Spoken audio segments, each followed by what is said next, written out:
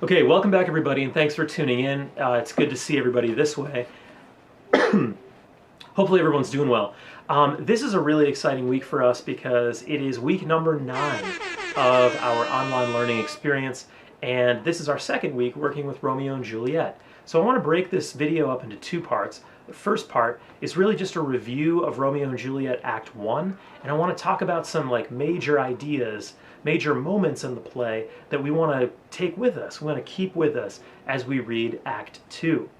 The second part of this video will be spent just working with the calendar. We're going to talk about what Monday and Wednesday look like, and of course if you have any questions, which I'm sure we probably do because Romeo and Juliet is a really difficult text, post them to the group chat or reach out to me directly and we'll make sure to answer them. So let's get into it. Last week we read Romeo and Juliet Act 1. We said that this is a play set in Verona, Italy, but if you saw it when it originally debuted, you would be in London. It would be the late 1500s. You would be a British person watching British male actors portray Italian families, male and female. So the things that I want you to think about as we move forward. Number 1, this is a play about 2 families who don't like each other. They hate each other, in fact. We never find out why, but we have the Capulets on one hand and the Montagues on the other hand. Romeo, of course, is a Montague. His parents are very wealthy. They own a lot of land. Juliet is a Capulet. Her parents are very wealthy. She owns a lot of land. And by the time Act 1 concludes, Romeo and his friend Benvolio, his cousin, purely by chance, stumble upon a man who is a servant and he can't read. And he asks Romeo, can you read this list of people who need to come to my master's castle tonight? And Romeo says, yeah, sure. On the list, of course, Romeo finds Rosaline, this woman that he's so broken up about. He loves Rosaline, she doesn't love him back. He doesn't know what to do, he's so forlorn. And Benvolio tells him, why don't we go to the party and I'll help you forget this Rosaline, and maybe you'll meet somebody else. And Romeo, in a very kind of mopey, distraught way, agrees reluctantly. And then, of course, by the end of Act 1, at the party, where everyone is wearing a mask or a costume, he sees this woman. He's never seen anyone as beautiful as this woman before. And this is so funny because just a few moments earlier, Romeo was saying the same thing about Rosaline. She was the most beautiful woman, I'll never get over her. And immediately he sees this other woman.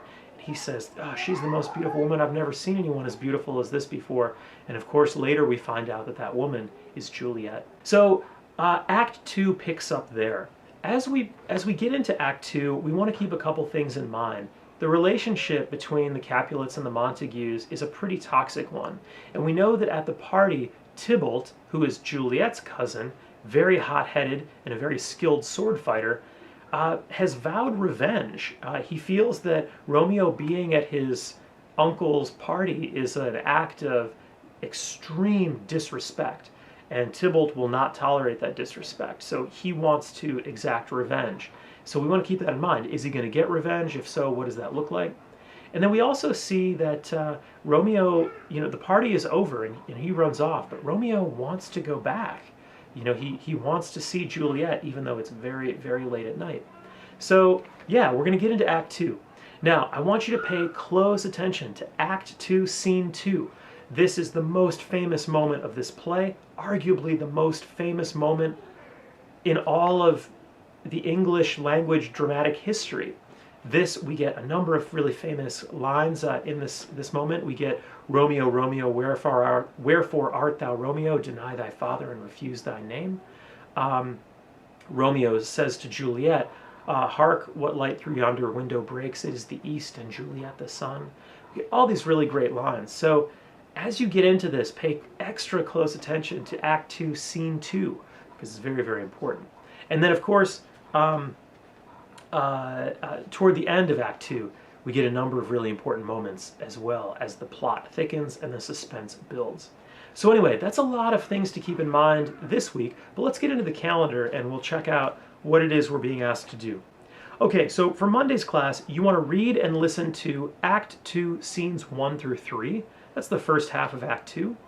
Remember, if you're trying to read the script, you can find it available for free online. Just go to my website and find it linked there. And then if you want to listen to the audio recording, which I highly recommend, All the MP3s are on the website as well. You just find them in the folder, play them, and then you're golden. You want to jot down any questions, thoughts, or notes on important passages, especially important passages that show up in Act 2, Scene 2. Now for Wednesday's class, you're going to do the same thing, but you're going to finish Act 2. So you're reading Act 2, Scenes 4 through 5. And then when you're done, you're going to respond to the response questions that are posted online, and you're going to post your answers to Turnitin.com. So again, the first half of Act 2 for Monday, second half of Act 2 for Wednesday. Post your response questions to Turnitin.com if you want to get credit for this week's work. And then again, if you have any other questions or concerns, post them to the group chat and we'll continue our conversation there. I hope you're enjoying Romeo and Juliet. I know it's a really difficult text, but I think there's great beauty in the language and it's really exciting. So it's there for you. Check it out.